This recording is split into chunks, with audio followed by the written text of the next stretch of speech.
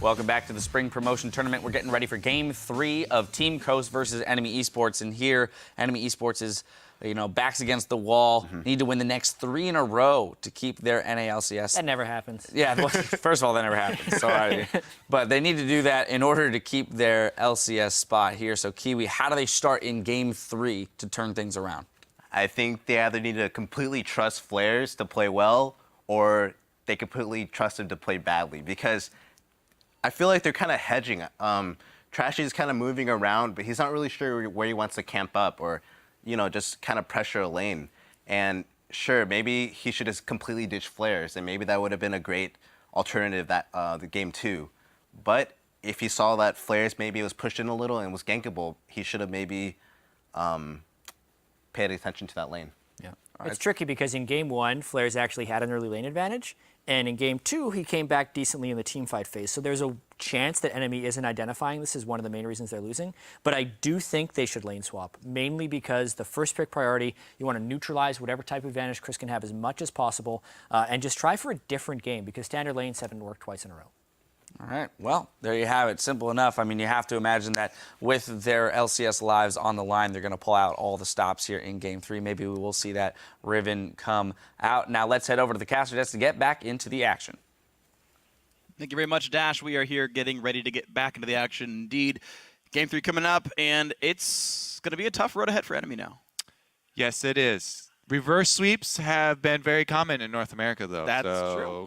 Hoping to live up to the Cloud9 standards and just get a whole lot better in Game 3 and keep that up. They have had individual good performances within the game, individual plays that they've been able to pull out. So they have been able to stay competitive, at least on that level. Yeah, Inox has been highest damage to champions in the game, both games so far. If the damage to champions graph was a pie chart for what you do if you won $1 million, everyone else in the game is donated to charity, and he's the keep it slice. All right, well, similar bans here once again from Coast. This time going to take out the Tristana.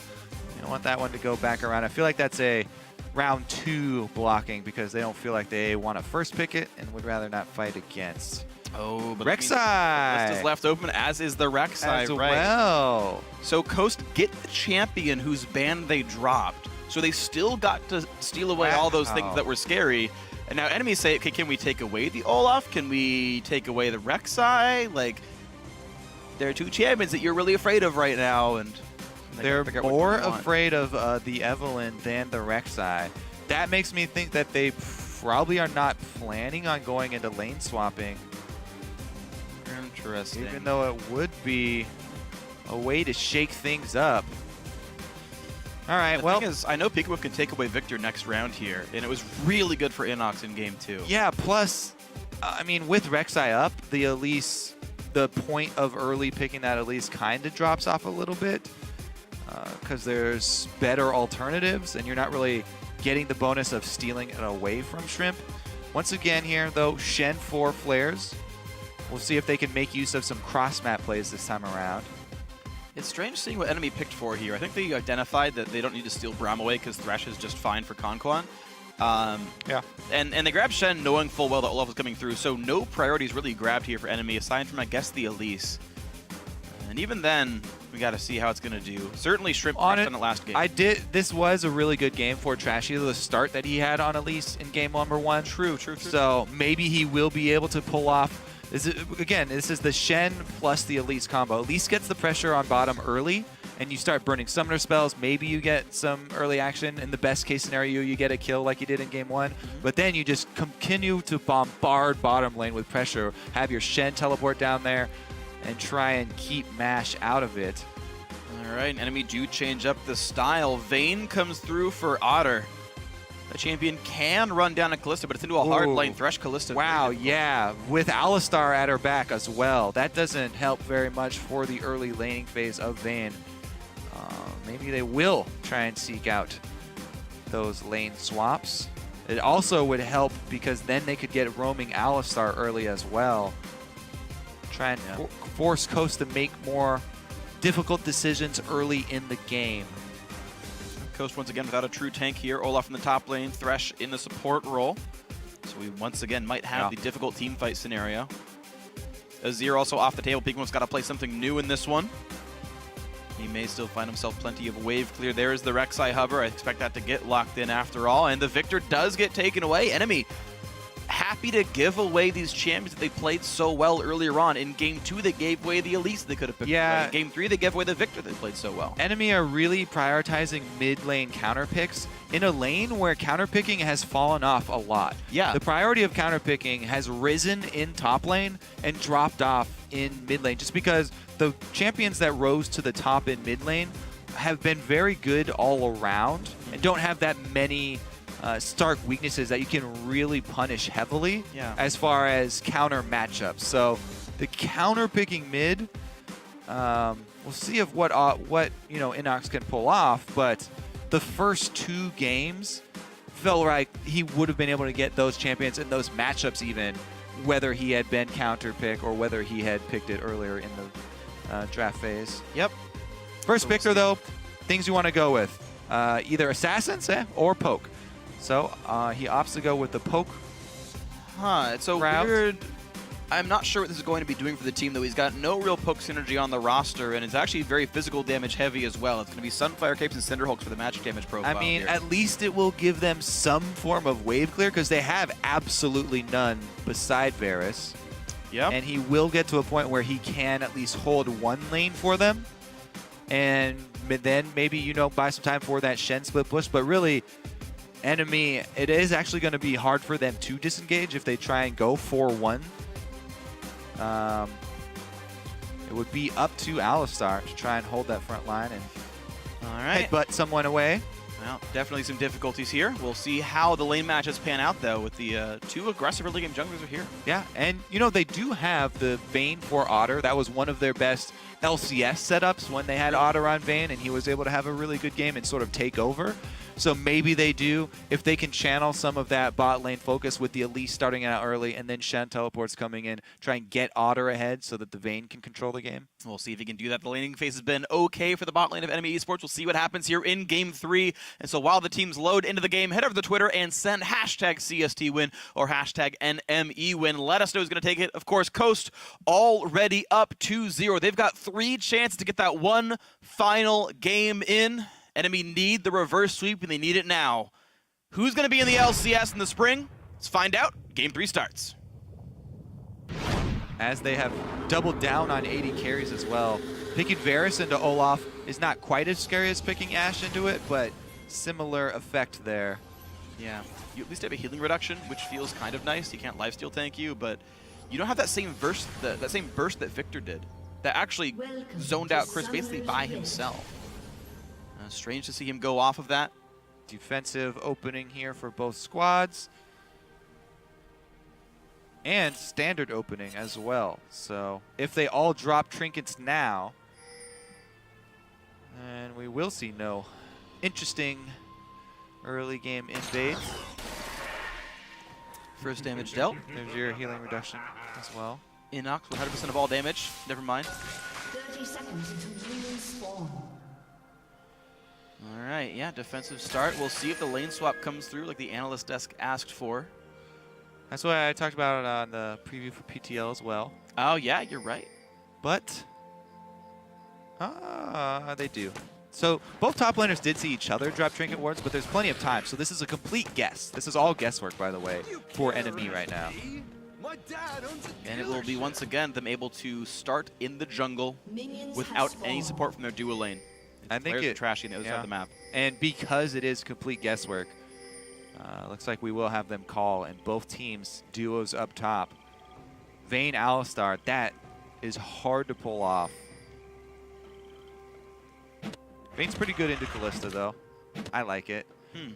Thresh definitely is going to add some extra pressure. Spice. So definitely some extra pressure, though, make it more difficult. Sure. All right. Smites the Gromp and then... Let's see if they miss go take it early. any melees then. They shouldn't miss any melees because they got that extra smite damage. So maybe there'll be a couple minions up. Chris took the blue there, I believe. Yeah, he did. And here we go. Into the lane they go, and no minions have died, so Mash and Co. will Got a get bow. level 2 very quickly here. 1, 2. And one caster minion will be all it takes. So 2 minions of XP denied from Enemy. Ready rough. Flay and Hook going to be up for Con. Oh, all right. Well, that lane's going to be brutal. Really, really hard. Body drop will eventually learn to heal, probably at level 2. He's already got pulverized for now. Yeah, he's got to go right into it, unless they're planning on calling Trashy over immediately. I mean, Trashy did start on his blue quadrant, so yeah, they could call up a gank extremely early, have him go through the river, or at least communicate which trinket ward they think Coast drops, whether they drop it in the river or in the tri-bush. But time how long they're going to fog afford to do it. Yeah, they would have to. Let's see. It's in the river. It's got like 45 seconds left. And he has gone for the combo. So body drop leveled up combo. They may go for that early level 3 Elise gank. Away. Yeah, they'd have to go all in on it to turn this one around. And he turns back. Oh, I should go up the river. Even with that ward, they're extended far enough that you can walk right past that ward. Alistar can try and get an engage. But meanwhile, no go. Not worth the risk of a counter gank. But speaking of risk of a counter gank, Shrimp just coming into this side of the map right now. A couple of wards come through, and Flares has warded Tri-Brush. Shrimp will not reveal just yet, but Chris heavily pushing. I don't know if this dive would really work, though. Flares seems to be high enough on health. Ooh, another axe does land. Flares has 1 point in all skills. He's got Feint as well as Taunt. Shrimp waiting around for this, but I don't think it's going to work. I think he's waiting for a counter gank in case Elise shows, but I don't think that is likely either. well, that's very, very unlikely, considering that we can see everybody and we're cheating. Yeah. All right, they're going to look for it right now. Can they get the damage on Flares? Axe lands. Chris pulled aggro, though, and here goes. Oh, he missed! And Shrimp gets the knockup. Here comes the dive, but Flares flashes away. Now it's Chris on the dive. He pulls aggro once again. Flares gets some damage through, and Chris is out of mana! Gets the kill, but he's going to trade his life for it. Not the worst thing in the world. Flares does get one back. Yeah, so they were able to get first blood money, and it was an assisted kill, so overall they gained a lot more cash, but Flares actually stuck around long enough. Most of the minion wave died while he was there, so he at least got experience for it. If he hadn't missed that taunt as well, then he might have been able to even get a kill without going down. But in the end, Coast are able to grab first blood there. Enemy strike back. Trashy shows too late. He's now up from the river, and there's just a ward under him, and the lane's already pushed down. There's nothing to be gained. Elise missed her opportunity to find that gank.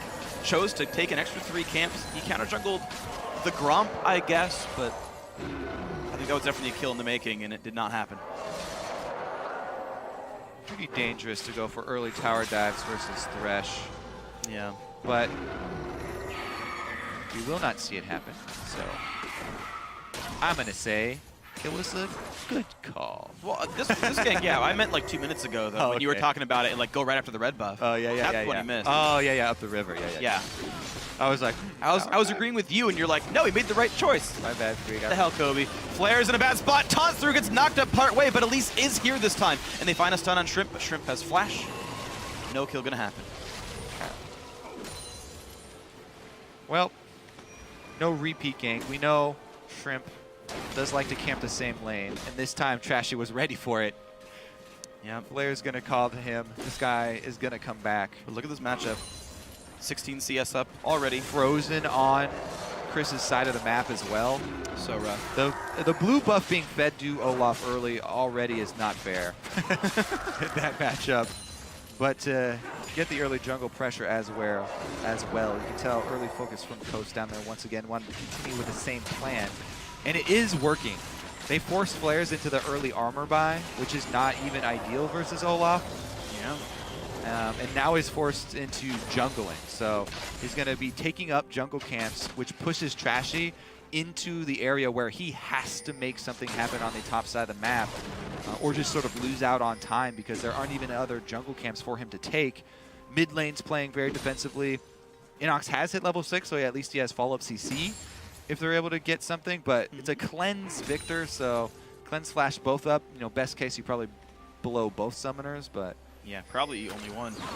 Conquan looks for the gank with Shrimp. He comes into the mid lane. Inox got to be careful. It will not go with a flash hook. If it had landed, he probably would have died, but all is well. Peek and Woke chunked out a little. Varus holding up just fine in the matchup. Inox for the 3rd time in a row doing just fine in lane. But team falling around behind him. trying to bait here. Both teams trying to use pink ward bait.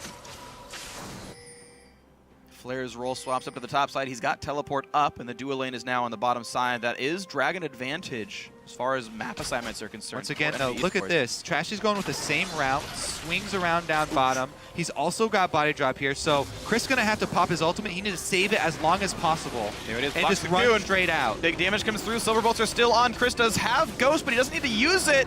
Otter can get this. Gets the kill. Ghost never used by Chris. Didn't think he needed it. Was wrong. They are able to get some money early onto Vayne, try and get Otter up to his blade as quickly as possible. On the top side, Flair should be okay. He's got a tri-brush ward. He'll see the gank coming in.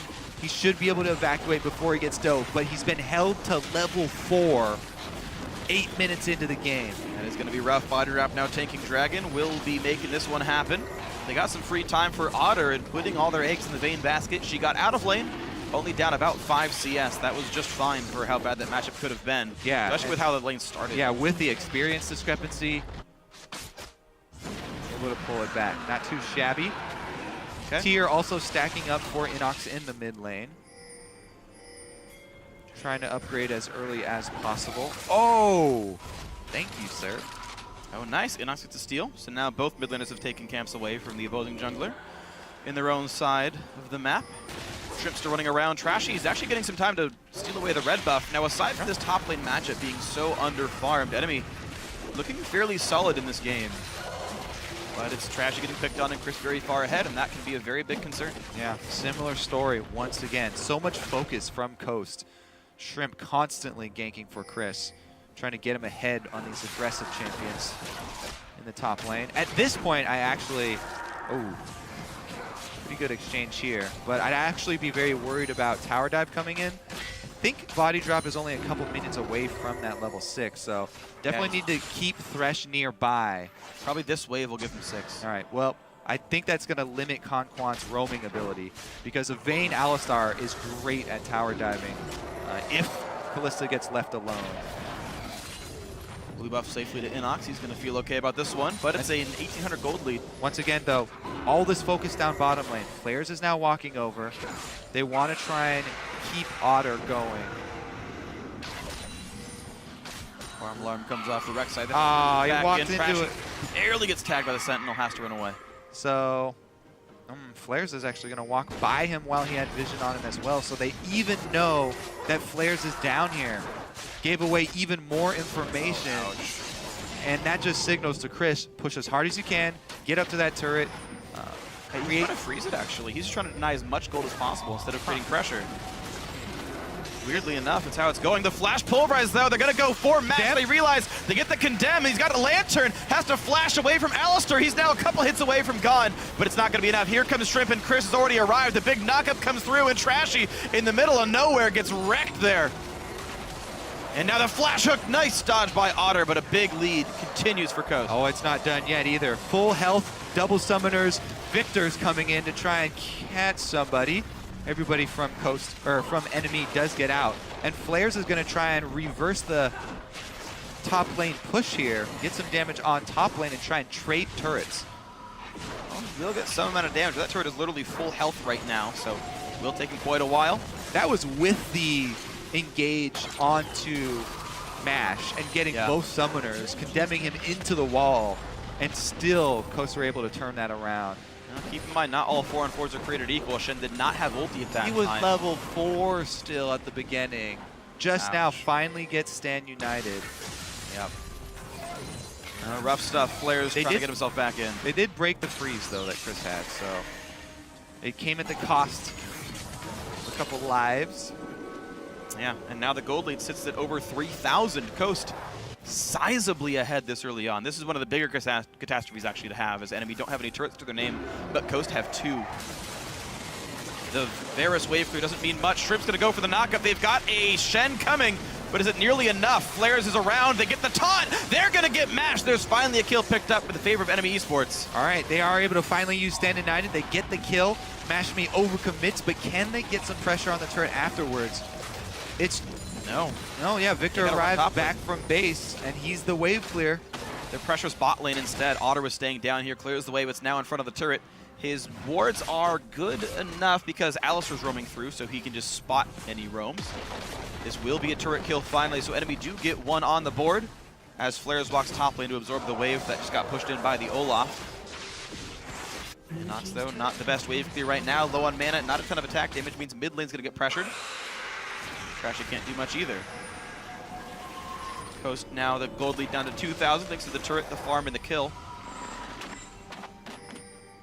But yet again, enemy having a very, very hard early game, and Flares is kind of the brunt of it. Yeah, they're really struggling. They need to try and use Inox now. He has been able to get his Brutalizer on top of his NME. Try and get some meaningful objectives out of the poke. And there's out of turret number 3. This is their last chance. This is a must-win game for them. It could be a 3-0. A fairly disappointing season. They crushed Challenger last split. They had a really hard LCS run. And here they are about to have it cut short. Coast, though they did have a rough time in the Challenger finals, they probably should have won the matchup. They're making up for lost time here, looking for this game to send them back in. Uh-oh. Flares is fine running away. And we're back to that 3,000 gold lead thanks to Coast getting the middle outer turret down. Split Push Vayne going to try and answer another outer turret here for NME. Try and get some of the global gold back. He's got a lot of work to do, but as you said, Inox can hold that mid lane, spamming out his clear. Bottom lane is going to be a bit more difficult of a situation. Coast already prepping a dive, it looks like. 3 members headed over. Some defensive wards spotted out, though. And they move Inox from mid down to bottom to try and hold. So enemy are able to recoup some of the gold standing on the map. Get an outer turret. Varus playing wave clear well enough. And a lot of farm going over to this Vayne. 1-0, 115 CS. More gold than MASH. And now Dragon started up. Coast, gonna feel good about this one. Enemy already got the first, so it's not a huge threat right now. But Coast will get the bonus stats. Easy rend.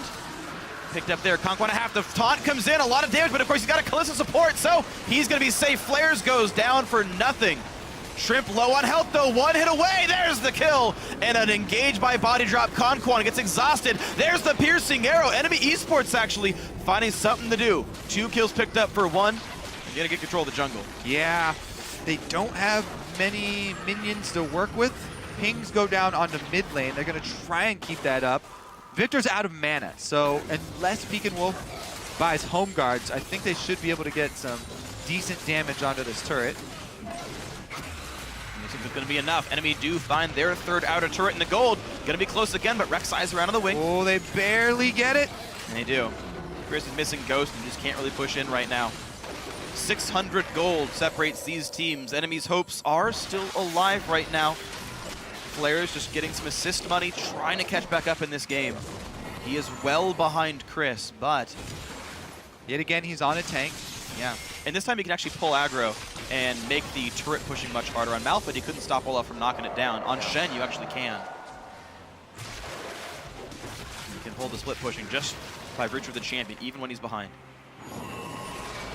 The ways in for Coast are weaker, but Inox is much less set up to carry. He's going to try. He's 1-0-2. He's got the cooldown reduction to be able to spam, but taking away the blue buff here from Coast coming in for that invade is very, very big. You can spam out enough wave clear there only until you run dry. And you get a 30-second window after clearing the first wave to get some mana and come back for the next one. At Inhibitor, it's easy. At Tier 2, it's a bit harder. And we can see Coast trying to clear the ward control. They don't have very deep wards themselves. Actually, enemy have much better wards right now in the game. They know what's going on with Pekin Wolf and Shrimp right now, but it will not be stopped. Pekin gets to refresh his blue buff. And Shrimp gets to complete a hard farm. You can see this Rek'Sai right now, 5,500 gold. Only 300 above Trashy. So the hyper carry Rek'Sai right now is not happening. Chris being very patient in the bottom lane as well. He was waiting in that brush, hoping that Flares would push past the river. Flares does not extend too deep into Coast territory. So he will remain safe.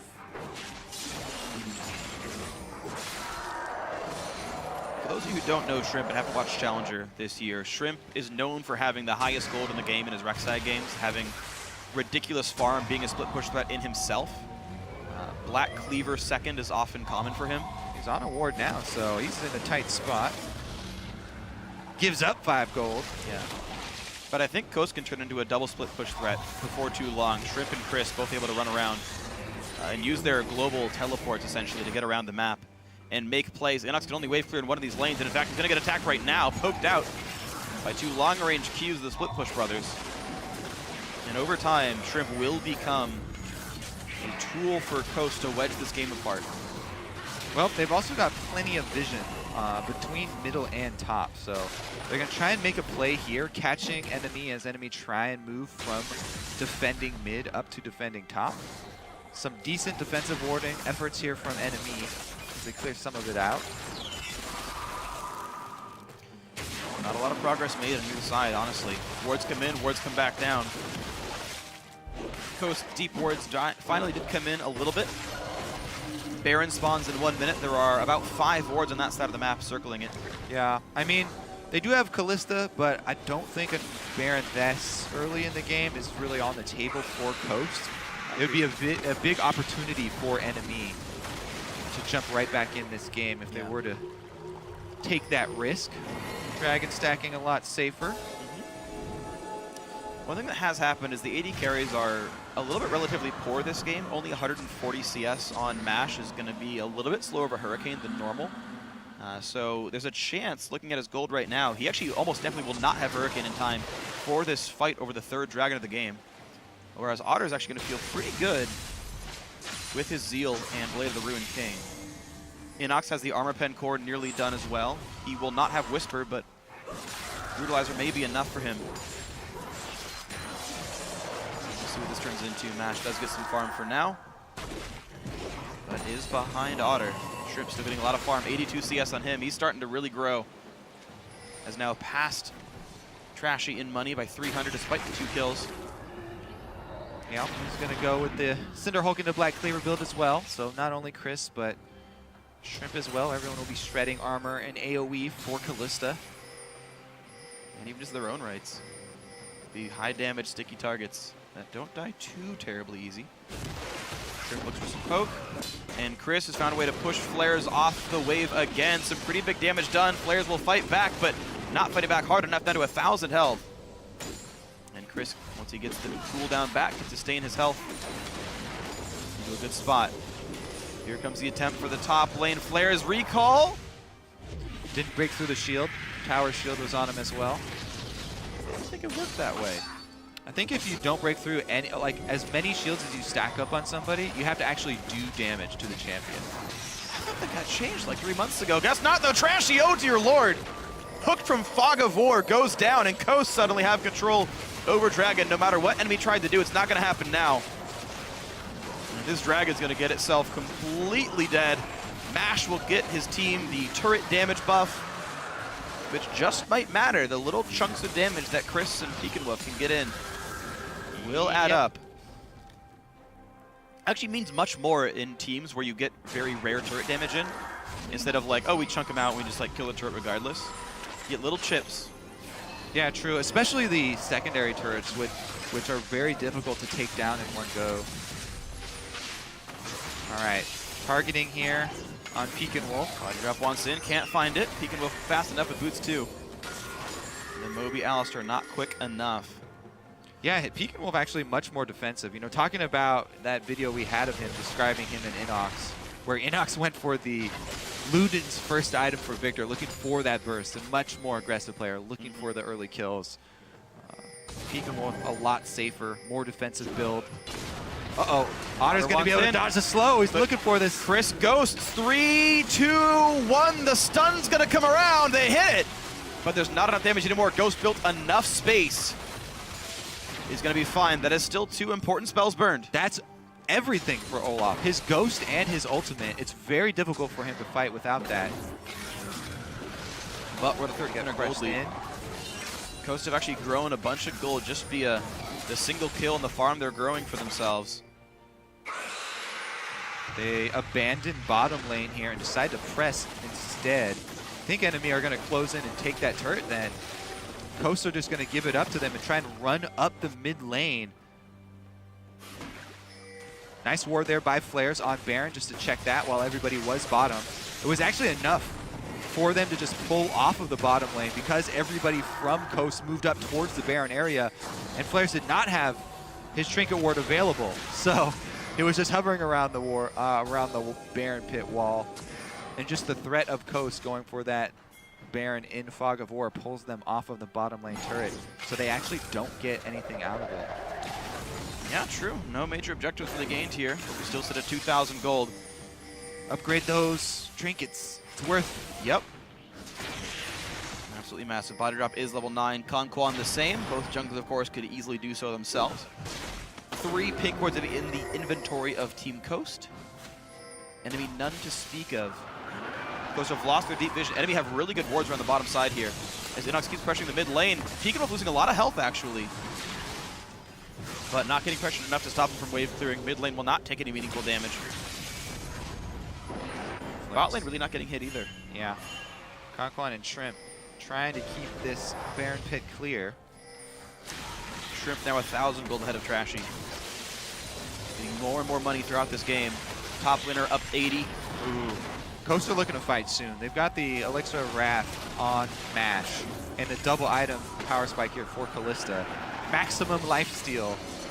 Yeah. With the Runons as well. Alright, let's see if anything happens. Ooh! Smite from Shrimp stops Otter's recall. He's gonna find Flares as well. Will not find the knockup to stop him. Would not be worth trading Flash for Flash, so. Flares stays safe on this one. Conquan and MASH, though, trying to take over the jungle, and they could set up a Baron if all goes well. Splashing people in the face. Yep. Splish Splash. Shrimp coming up in the top lane. Going to take away these Krugs, and top lane tier 2 could be attacked soon. Those have not found a turret in a very long time.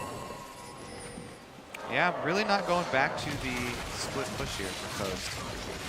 I think they have too far to go right now. The thing is, Vayne is very threatening to both Olaf and Rek'Sai. I think that's part of the reason they picked Vayne in this matchup, is they knew there'd be that extra split pusher Rek'Sai around. Well, no split push means all... Oh, he caught him! No taunt gonna happen. All is well for the Coast lineup. Flares out of energy as well. All he can do is wave clear a little bit, but there's a knockup come in for body drop. They really want to knock down this Rek'Sai, but a Lantern keeps all well.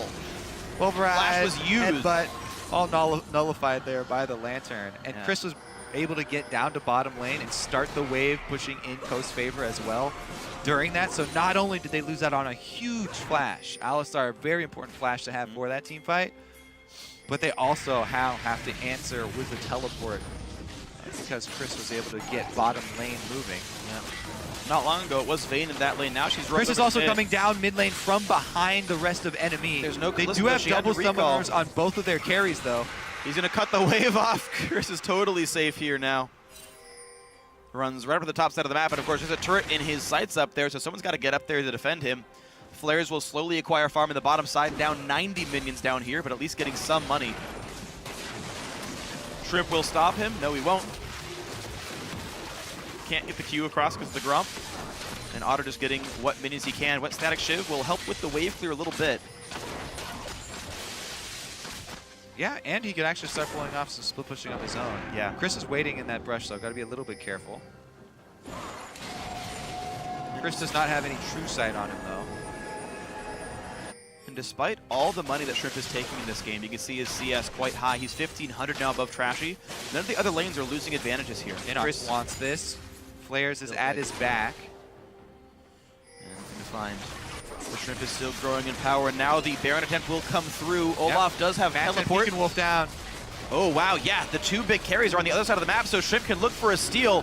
but Trashy's in range. Body drop has to headbutt him out. They've got the blue trinket reveal. They can burn it. Can they get it in time? There's the headbutt. They're going to stop him. The pulverize as well. Red team is slain Baron Nashor, and Chris goes down. The big play comes across. Flares will stay alive, but a big burst comes out, and Pekin Wolf kills off Trashy. The hook onto Otter. Otter's the next one to die. A double kill for Pekin Wolf, and Body drop has nowhere to go either. 3 kills picked up for 1, despite the Baron. Coast could run straight down mid lane now and try and grab that turret off of it as well. Yes, enemy were able to get it, but only 2 Baron buffs survived. Will this Varus spam be enough to hold turret? He's getting Baron buff up the minions as well, but A lot of damage from he has to land another one. Well, now they got to be careful because you can still make the play. These guys are all injured and out of mana. Nash will lifesteal, but Pekin Wolf is not a combatant right now, which means Dragon is up and contestable by enemy. Enemies save the turret. They make the Desperation Baron work out. They saw Mash Me and Pekin Wolf both down bottom. Body drop headbutts during the move there from Shrimp. So there's no possibility of a steal. And it also meant that Chris was 1 versus 4 after Baron died. Easily able to focus him down. That hook right there turns it though as Konquan finds Otter. And enemy looking for the re-engage with the taunt forward, the flash forward by Otter as well, and they couldn't find a single target. Yep. Great turnaround. Now that gave blue buff over to Inox, although actually he's not holding it, so I don't know where it went. But blue was up at the time, and they did get Dragon. So enemy staunching the bleeding for now. That was not Victor. I guess Victor got it a while ago. Maybe blue wasn't up and I'm just crazy.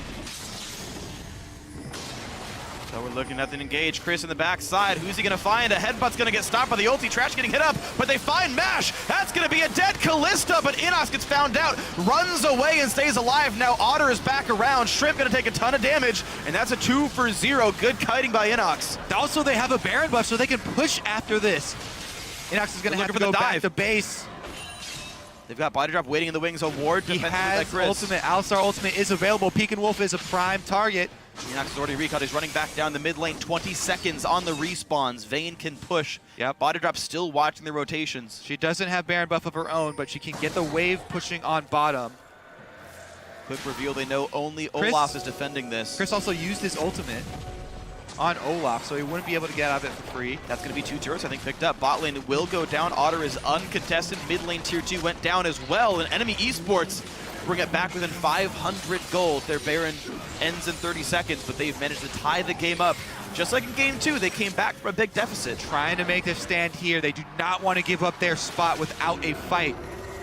And they're making a good case for it. Let's see if they can make it happen still. Otter, 2-1-1. Hook is going to land! He does not follow through.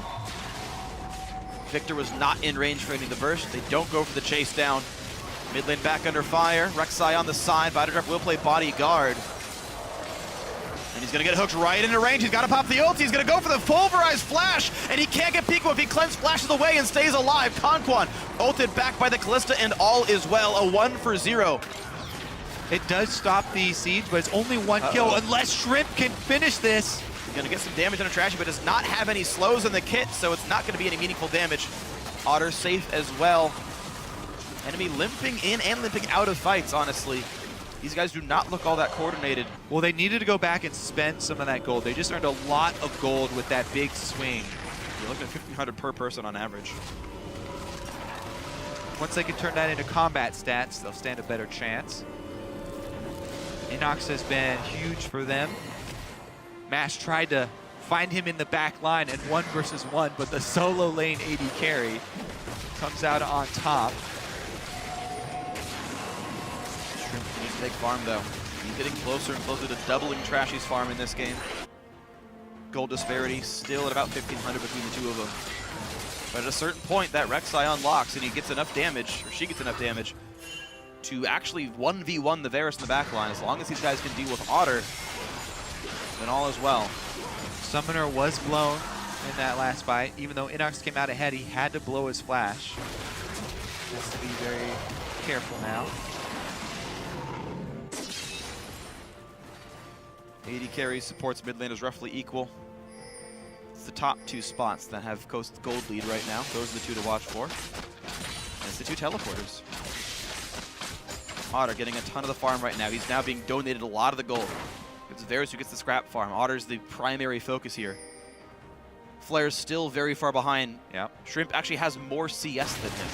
He does have the global advantage right now, though, for pressure. So enemy would like to spread out the map by splitting up and then utilize Shen to teleport in and get a numbers advantage. Chris still waiting on his teleport to come up. He's a minute away.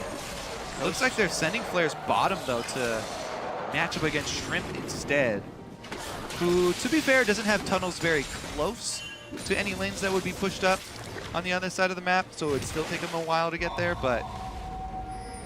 The Rek'Sai split begins. Randuin's Omen, next item for him. Double AD carry. I mean, keep in mind, armor stacking is very effective here. We get to the point where you can start specializing your defensive builds. Frozen Heart already done for Chris. Double Randuin's coming for the two frontliners as well. Yeah, I mean, it's semi-effective. Both Last Whispers are already completed, and it's Vayne as one of them, Yeah. so... But it's always still a little bit tough. We'll at least cut some of it. Vayne's actually roughly 70% physical. All said and done. That's how the math works out. Coast keeping a core 3 together. Shrimp occasionally rejoins the team.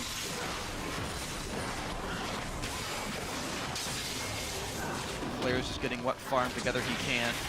Piecing together pieces of items. He's got a Giant's Belt, then a Spirit Visage components. Yeah, the way this is going, it looks like they're just going to wait for the next dragon to pop up. I mean, they can control vision around Baron, and they do have Callista, so they could try and force it here, but definitely... Well, I guess since it's split 2 and 2 on Dragons, they're just going to try and take the Baron as quickly as possible. Pekin Wolf here, looking to burst someone who face checks. At the very least, he would want to try and pop Alistar Ultimate. He doesn't have Summoners, though. Only Cleanse. He's got to be careful. That's a nice hook. A bit of damage. Bought it up down to 1,800. He holds his ally Ultimate, though. Very smart. Baron does not get aggroed. Coaster's safe, but they are controlling the vision. The pink ward allows an easy pickup for Mash. Chris, they can actually just have Chris solo the dragon. He does have an Elixir of Wrath on him already, so he can sustain himself very easily. And he just saw Flair's recall, so if he shoves one wave, he can actually just go over and grab that objective. Feel pretty comfortable about it. While the rest of the team threatens Baron, so enemy can't send many people to try and stop him. Pink ward back down. Enemy going to control the vision. They've now swept everything away. Scuttle Crab will despawn in 3, 2, 1. Vision gone. There's a solo from Chris, as you mentioned. He will try to take this dragon, and no one is here to contest this. That will be the movement speed buff for Coast. They sit up 2,500 gold, and now an extra level of the dragon buff. Yeah. In exchange for that, for the time being, Coast do give up vision inside of the pit. For no major gain. Here comes the play. They realize, oh, Olaf was bot lane. Let's go. Summoner this is very dangerous still. Ulti hits, but Shrimp has a lantern. Gets headbutt pulverized, and there's the condemn, and Shrimp will die despite the flash. That's a 1 for 0. Now, how good is the damage? Zeke's Harbinger done on body drop. Otter will have plenty of damage in this team fight, but how good is the Victor poke? Chris is around. There is no smite for Coast. So how good's the front line? Conquan forced to ult away. In comes Chris. He really wants to, but he's not going to have the damage. Otter will chase. 2 more hits will kill, but it won't be enough. Body drop now takes major head damage, and there's the kill from Pika with Cleanse to get away from the condemned. Trashy finds the hit, and they get another kill. It's a 2 for 1, but Baron is regened right back up. But Chris is chunked out so low, he can't even stick around here, so it's only Pekin Wolf they have to worry about, and they're going to focus down Baron. Chris is still here. Forced to Zonia's, the lantern's there, but Trashy will miss the cocoon, and the flash gets away, but there's the pickup for Chris. Otter has to chase, but takes an axe to the face, and Shrimp rejoins. Condemned backwards. How good's the damage? Conquan has to flash away. He's going to stay alive, and he lands the hook. Otter's in a bad way. Gets knocked around by Shrimp, but Flares is back in the action. Chris gets another kill, taking down Trashy. It's a 2 for 3, this time in favor of Coast. Oh, enemy were all drawn off of Baron, and Inox got left alone, getting hit by both Baron and Chris. He couldn't burst him down, and they lost their threat. Oh, Baron lives to see another day. Mistimed CC. You can actually layer Cocoon or Taunt over the Zonia's ending and prevent the flash. Both of those missed.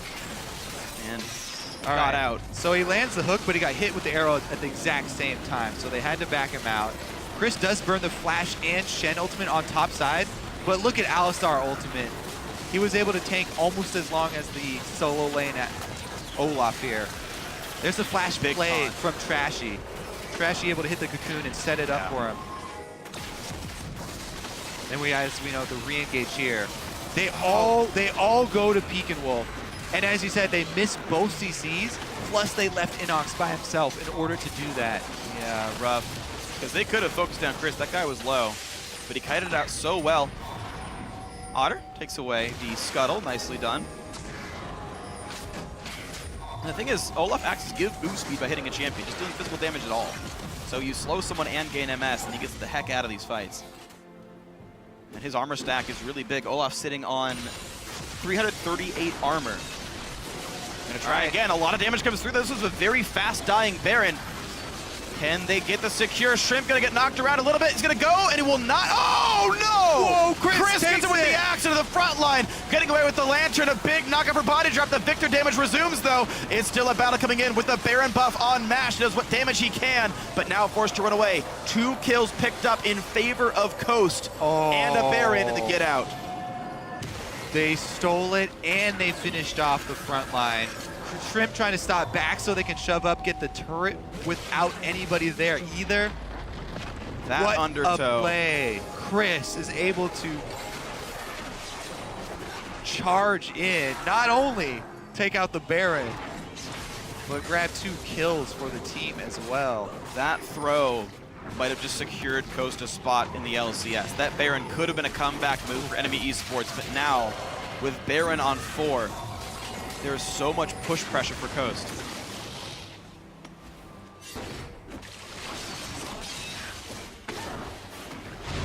Yeah, 330 damage in Reckless Swing. Just barely, yeah, 330 damage on Reckless Swing. Let's see if it's actually an axe or Reckless Swing that gets it. Because he uses Reckless Swing to harass first, so it's the axe that goes Early through smite. him. Early smite, and the axe goes through and takes it. A misplay by Trashy. Heartbreaking for NME, as a lot of their hopes resting on this comeback game were in that Baron. Yeah, it should have been theirs. They're already down games in the series. That they have to keep spirits up. They're still in the game. These guys navigated a comeback in game 2. They navigated a comeback in game 3. Just do it again in the same game. 7,000 gold, of course, is a fair bit. And they've got the minion wave coming across. So a couple more turrets will fall, increasing this lead. But anything is possible. Varus has the wave clear, and this Vayne is 3, 1, and 4. Yeah, Chris on the top side, though, just going to murder that turret by himself. Players, as you said, can taunt him by the turret, but I think that Chris would almost be okay with even taking a taunt and taking that damage. At this point, he's fine. And then just going up to the turret through the cooldown. Deal damage to it. Well, he hasn't built any MR, so Shen's actual damage does exist, but bottom lane tier 2 goes down. 6 turrets for Coast here. 9,000 gold up. This game means the LCS for this squad. A trip back in for Chris, for Mash. First time as a starter for Conquan. Shrimp and Peekaboo, their first time in the LCS.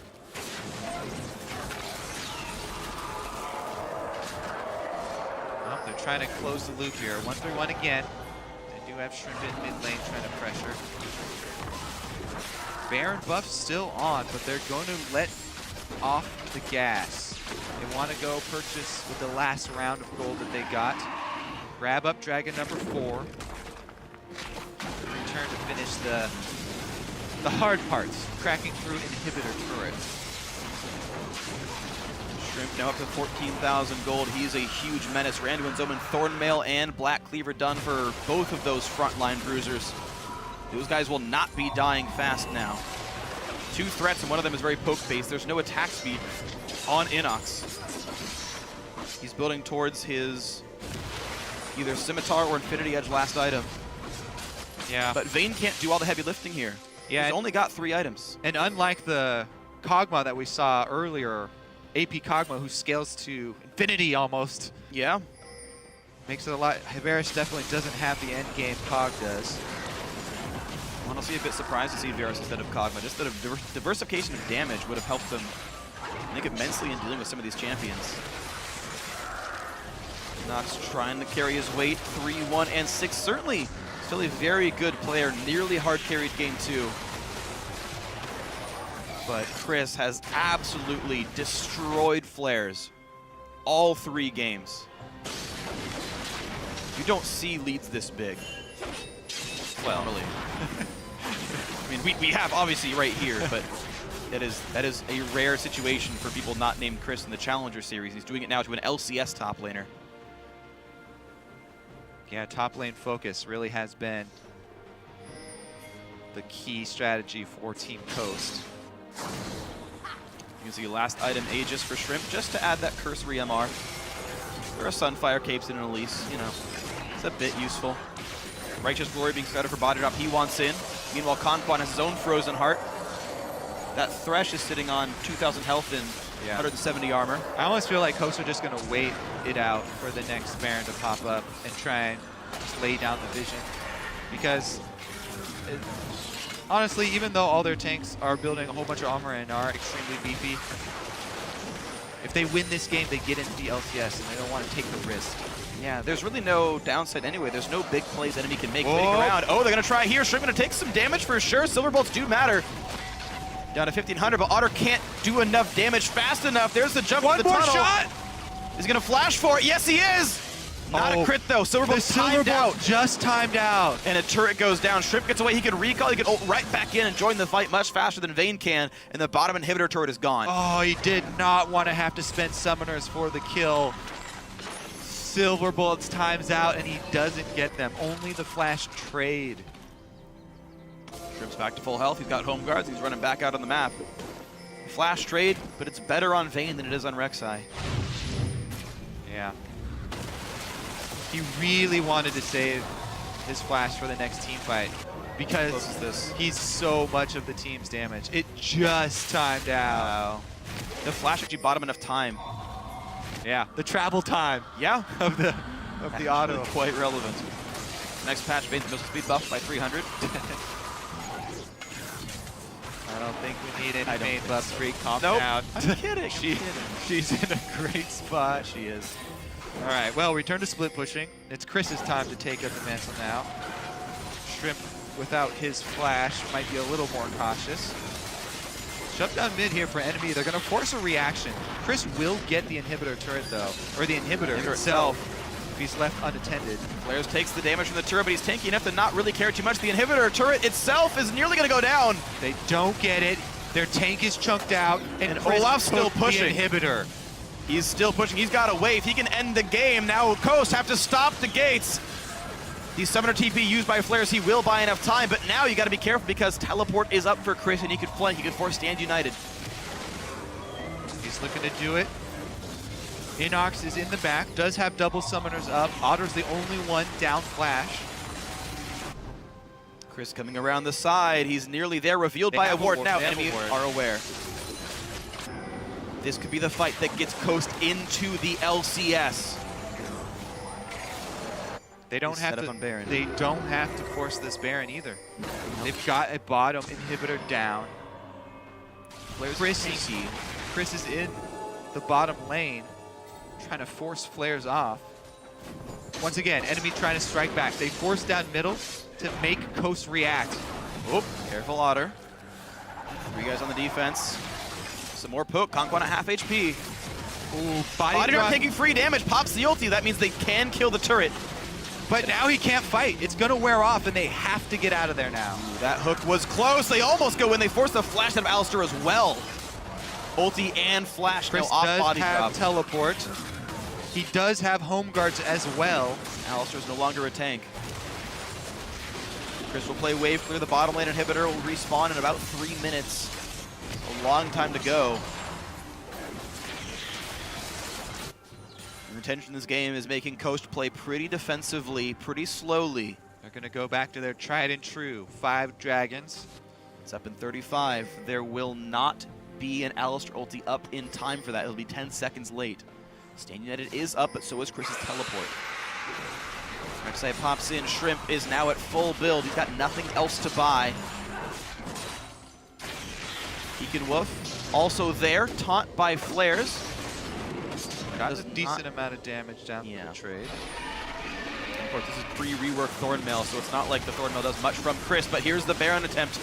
With Dragon up right now, an enemy on the wrong side of the map for most of them. The hook on a body drop buys some time. He's going to be careful about this one. Has no ult, goes down to Peek Wolf. Trashy's got to run, but Shrimp's going to find a knockup. He's got to repel away, and they find Shrimp for some damage. Repelled into the wall, and he's going to be going down. It's a trade of kills, but Olaf's at the bottom. Yep. Chris is still split pushing her. That's why they had to give up Shrimp's life. That's going to be at least one turret. Flares was going to come down. It's going to be at least one turret. Mash takes poke, but doesn't care. I don't know. He's actually killing it fairly slow. He wasn't even on it. He was clearing minions. He does get a single one. There it is. He's going to have to use his ult to get out of here if he even gets out alive. There are no reinforcements. He can ult TP and be fine. You can't He's trying to find the target. He's trying to find the Nexus. All right, there's the ultimate teleport. Oh, they got him! They got him down. just in time, but it buys a lot of time for the rest of the map. All the minion waves are dead because of how that push went. It gave Dragon 5 over, but it's 40 seconds of power play. The two tanks are dead. The two tanks, I think he couldn't find a turret to TP to or something. There was definitely a misclick there, some hesitation from Chris. Okay, Death and they're Rush sitting on a ward. On a ward. Enemy could make the play. They can't let on that they know. How well can they act? Can they make it happen? Here's the play, ulti in. This could be the comeback play for enemy, but an ulti pop keeps Thresh safe.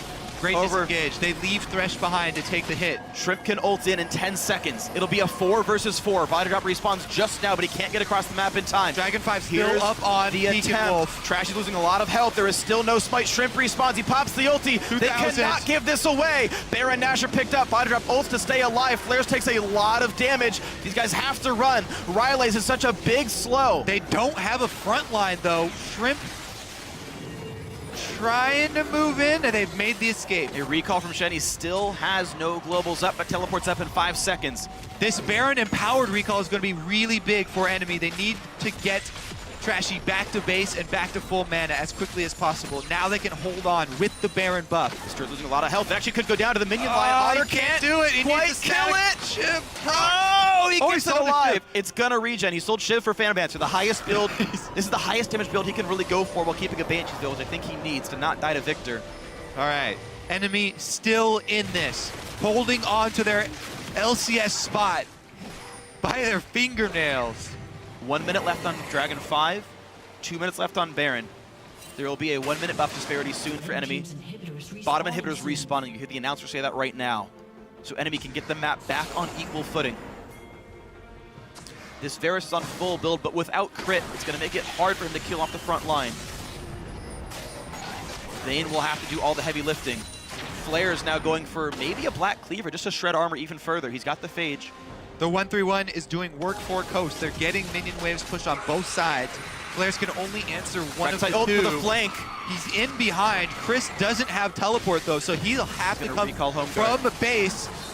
This is a Baron buff, and Dragon's going to time out very soon. There's the inhib, there's the flay, but Conquan has to be careful. He's going to get locked around a bit, but there's the engage. Trashy forced to repel. Chris low on health, but a lot of damage coming through from Victor. They got him. Body Drop still alive, and Conquan goes down. Flare stays alive. He finally does drop, but it's still a 2-for-1 in favor of enemy. Otter's full health. They got the inhibitor. Both front lines take a beating here, and they're going to have to back off. There's 1 minute left of Baron. They can recall and get back into the base before the respawns come through. It's 50 minutes in. There is no Shrimp or Conquan. They got the inhibitor. They have super minions down mid lane now. They can try and push on the bottom side. There's still one secondary turret up on top side. Otter heading bottom though to try and work with that huge wave that they've got built up.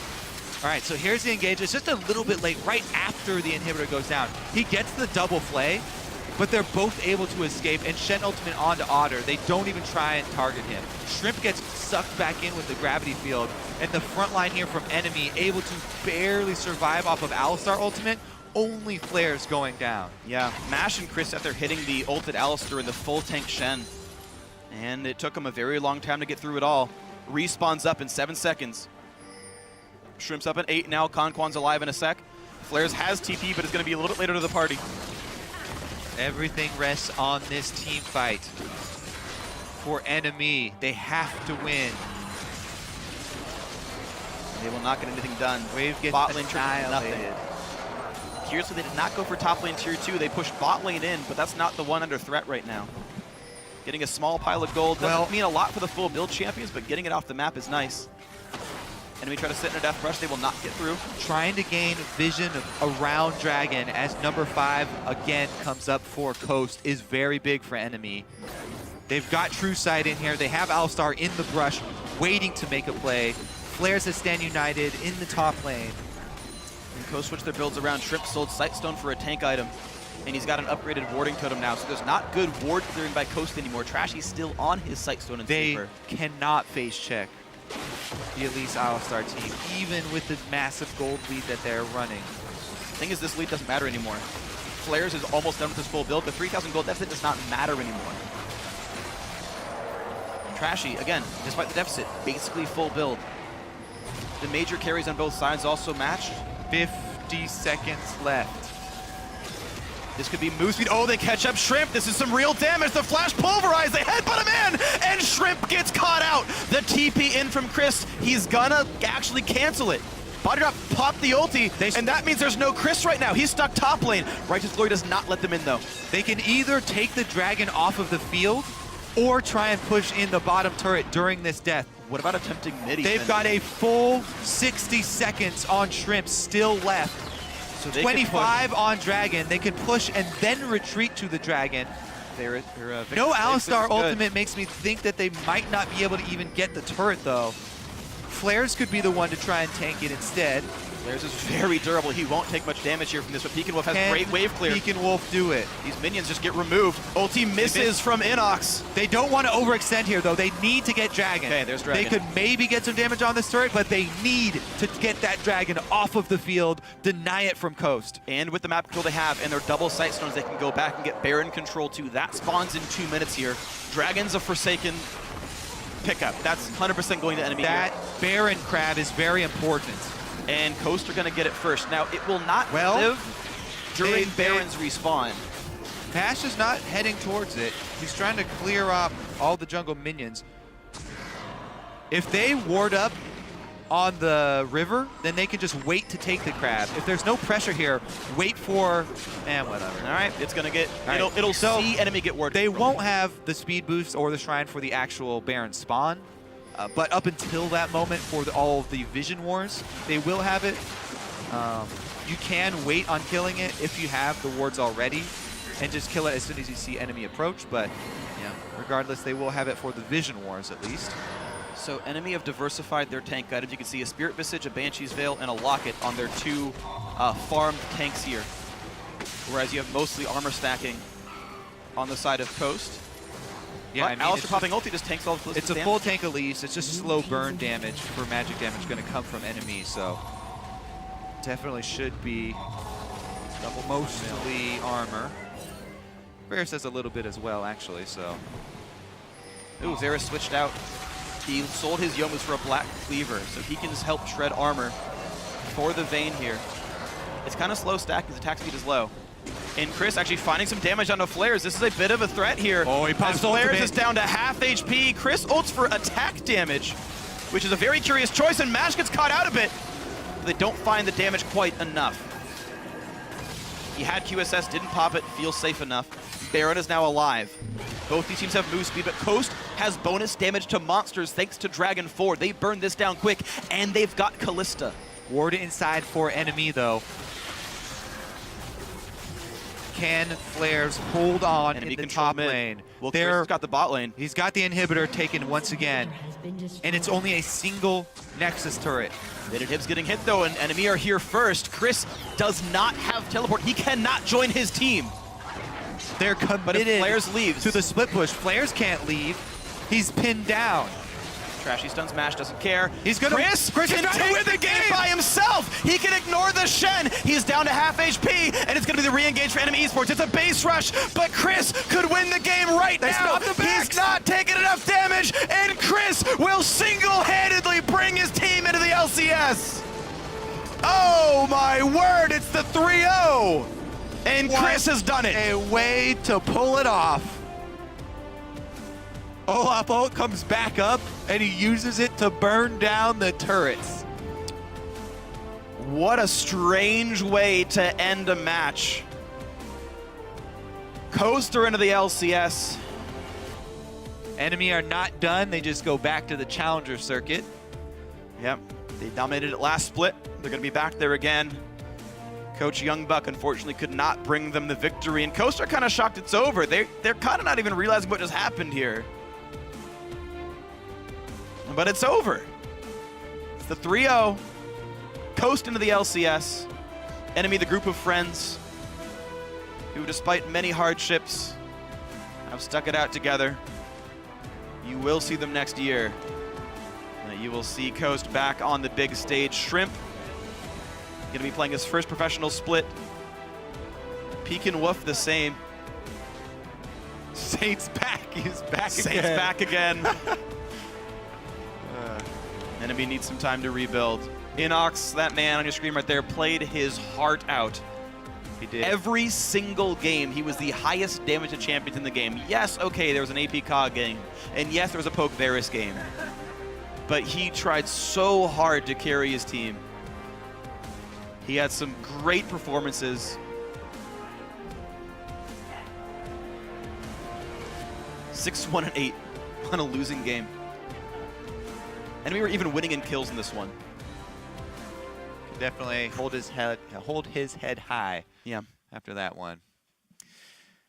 Well, it's going to be a long offseason now for Enemy as they prepare themselves for the Challenger circuit next time around. Coast have had a couple of interesting games. They can clearly rely on Shrimp. He does a great job getting his team ahead. Yeah. They can clearly rely on Chris. He's had a hard time making it work in the LCS. He's been crushing it in Challenger. He's been crushing it in Promo Tournament. But it was always hard for Chris to actually keep that same level of play up when it got to the actual professional matches. Yeah. I don't know if this is going to be the year for him, but They can was at the reason least they won look here. forward to trying to get some revenge on Renegades in the LCS. That's true. They're going to be rejoining. See if they can take games off them on this stage once again. Yep. So we saw over in Europe that Gamers 2 dethroned SK. Now we see over here that Coast have dethroned Enemy Esports. Of course, we do have another match after this one. It was a 3-0 here. We've got another best of 5 coming up afterwards as Team 8 takes on Imagine. That will also be a fun one. And if we saw how dominating the Challenger team was, this might be a closer match than maybe we had expected. Yeah, Cali Troll's last ride in the LCS is going to go back to pharmacy school, regardless of outcome, victory or not. Yeah. He's going to hope to leave his team up in the professional scene, but you never know. There's a lot of really good upstarts on the Imagine squad as well. I mean, certainly Coast have put together a very good lineup for themselves. Shrimp coming over from Korea, from my understanding, speaks very little English, and it's actually a bit difficult for them to coordinate with him in-game. Kwan playing the role of live translator sometimes, which, of course, is also pretty hard to do while you're in the middle of a game. But, I mean, Kwan had a bunch of great games. You saw that once the Thresh ban dropped, his Thresh was actually amazing. Yeah, had a lot of great individual plays. playmaking ability on him was great. Both the Alistar and the Thresh games he was able to initiate for the team on top of the shot calling that he was doing. I believe we do have a replay Yeah. I want to look at again. Yeah, we're going to look at the game-ending play right here. Just like watch Chris understanding that he can just simply solo the entire base at this point. Flair's building full tank. It's a Phage and a Sunfire Cape. There's only damage. And Chris just simply... Right, perfectly timed ult, does not get taunted, so he does not pull aggro and takes no damage. Look at the mini-map, too. Enemy trying to get somebody pulled off, but Shrimp No one recalled engages until there, just now. and nobody was able to get their recall off. Otter had tried to start it, but when Shrimp re-engaged them, he canceled and tried to grab the kill. And the funny thing is, the closer that he gets to killing off Olaf, the more damage he deals, and the faster he kills off the Nexus. Gets up to double attack speed. Slow burn is not the way to go, Nope. but he had no options. Didn't get rid of him. And so Chris, I mean, in game 1, his gangplank was crazy. Highest CS, highest gold, nearly out-damaged an AP Kog'Maw somehow, and destroyed the game. Game 2 got Camp 4 and just rolled over everybody for a while. Game 3, they pretty much the same thing and solo killed the entire base. So big props to Chris, big props to Coast, but for now, we're going to send it over to our analyst desk for a word with a couple of the notorious Team Coast members. Thank you, Freak. I am joined by Coast, Pekin Wolf, and Mash. And gentlemen, a 3-0 series to get yourselves into the LCS. Pekin, I got to come to you first, as this is your first qualification for the LCS. How does it feel? It feels great. I mean, I wasn't doing much 4 months ago, and then now I'm here. So it's just surreal, just going from nothing to here. Yeah, talk to me a little bit about that process. You know, the Challenger Series, as someone who has, you know, come through it from the beginning to end in qualifying for the LCS. You say you weren't doing much 4 months ago. What was kind of the impetus to get into this and realize that dream of being an LCS player? Well, before me, they had a different mid laner, and they picked me up. I actually was inside the Challenger Series before with AKA that won against Renegades, and we lost first round. And then after that, I was just going to wait till the next split. Maybe I'll get picked up by another team. I've never been on a really good team before. This is the first team that actually did really consistently well, and now that I'm here, and I felt we were probably going to make LCS no matter what, considering how good we did inside the Challenger Series too. So. And part of that consistency and stellar play comes from you as well, Mash, a more storied career in the LCS, both in and out. You've been through the Challenger Series multiple times. You know, for you, what is different about this Coast roster, this lineup, this time around, than any of the other previous teams you've been on? For this team, it's like our team synergizes really well. And this time around, I'm actually doing the leadership role as shot calling. And it's actually really hard for an AD carry, but I'm getting used to it. Instead of like worrying about like my own play, I have to worry about like everything, what the team's doing, and controlling what's happening on the map. Well, by your side, you have Saint Vicious now as the coach, who is another, you know, big veteran. He's been through the Challenger Series as well. He played through the LCS, been on many teams, had, you know, different degrees of success. What has having him on the team helped you with in terms of fulfilling that leadership role? When we're doing scrims and he's coaching, he's like telling me like what to call, giving me like small reminders, and he tells me that I have to do it myself later on in the game, which I did. He's like, I can't be calling for this for you, so you gotta do it later on, and I think we did okay. Yeah, well, the 3-0 would speak to you doing all right. Now, Pekin Wolf, when playing in the Challenger Finals against RNG, it was a much tougher series. Went 5 games. You guys definitely had some ups and downs. We even had a video feature earlier in the day where you spoke a little bit about the fact that maybe you were a little overconfident and made some missteps in that series. What did you guys work on specifically between that series and here that you were able to come out in such more dominant fashion against an LCS team? I think we were a lot more prepared inside pick ban, definitely. We were able to ban out things that would really pressure me, just like inside the Renegade game, I was really pressured by certain picks, and they would camp me mid a lot and send their support up. And this game, when they did come up, I had someone who was able to get away with the Azir, and I was able to live and just farm out the lane, and that's ultimately what made the game probably a lot easier since I wasn't so pressured by other people. Now, recognizing some weaknesses and fixing them there, you've now got about 4 months ahead of you until the LCS spring split. So a lot of time now to continue to work as a team. Mash, can you give me any insight as to what the plan is for Coast moving into the spring split? I think we're all gonna take obviously probably 1 or 2 month break, play some other video games, you know, enjoy time with family. But once we're back, we're probably going to be scrimming a lot. And I think during the downtime as well, play some little bit of League, prevent decay on your Challenger accounts, etc. All right. And Pekin, we have another series today ahead of us still. We've got Teammate versus Imagine. Thoughts on that? Are we going to see a third Challenger team qualify for the LCS? I think it's actually going to be a really even series between those two. All right. What do you think that matchup is going to hinge on specifically? Is there a specific lane, certain players that you're looking at that can really, you know, turn the tides? I feel like the biggest difference is probably the bot lane and having Steelback. I think Steelback's one of IMG's strongest members, and if he goes off, he can carry a game. Mash, thoughts as well on that matchup? I totally agree with that. Steelback's actually really good. I think he'll probably play better on LAN. Okay. And it also depends on Cali Trolls as well. He's kind of looking a little off, but I think it'll be a really close series, probably 3-2 or something, both ways. All right, well, hopefully it is an exciting one. Gentlemen, congratulations on your 3-0 dominant win there over NME and qualifying for the LCS. I look forward to casting your games in the spring. Now for some final thoughts on that series, we're going to send it back to the caster desk. Thank you very much, Dash. Great interview in the day so far. Kobe, that was honestly not how I expected the series to go. So the individual players, I saw, right? I really expected a great game, especially matchup-wise for Chris. That happened. I expected good things out of Shrimp. His Elise in Game 2 especially was freaking scary. And Inox was a great mid laner. Inox did so much work for NME Esports, but, I mean, so much broke apart Coast with big leads almost every single time. Yeah.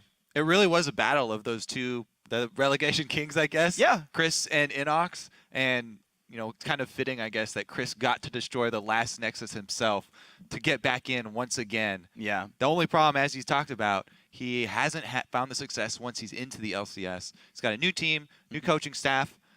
They need to change that story. Yeah, well, we'll see if they can change that story here. Now, guys, we want to talk about our player of the series, and that is going to be Chris, that Coast top laner. I mean, who else was it going to be? Gangplank in Game 1, the double Olafs. And he was empowered to make so many plays for the team. The Baron steal, I think, actually salvaged this mid-game for Coast. Oh, man, that was huge for them. Yeah. Not only the actual Baron, but also just the morale hit that enemy took after that steal. And a huge boost for his team. This guy definitely deserves the most valuable player of the series. He absolutely does. This is a player who's actually been allowed to make really good split push plays as well. We've seen games in Challenger where, you know, he will be able to set up tower dives like 25 minutes in to 1v1 the enemy top laner or bring the jungler in 2v1 it and keep that push going. He's got a big champion pool of very strong top laners to take over games. We'll see if he can do that in the LCS. He's a player I'm excited to watch because I think he has a very fun style. It's just a matter of him keeping that level of play up against And he can get his jungler to camp his lane really hard. Yeah, and Shrimp is very good at producing tents here. Now, guys, there is still one spot left to be decided. When we return, Team Imaginable face off against Teammate. The spring promotion tournament continues in just 3.5 minutes. Stick with us. Conk 1.5, the taunt comes in, a lot of damage, but of course he's got a Kalista support, so he's going to be safe. Flares goes down for nothing, but a big burst comes out, and Pekin Wolf kills off Trashy. The hook onto Otter. Otter's the next one to die, a double kill for Pekin Wolf. I'm coming. Victor, 2 seconds. Mash. Costa. Nice. Good Baron. Can they get the secure? Shrimp going to get knocked around a little bit. He's going to go, and he will not. Oh! Nice. Allie, I vote for you. It's a base rush, but Chris could win the game right now. He's not taking enough damage, and Chris will single-handedly bring his team into the LCS.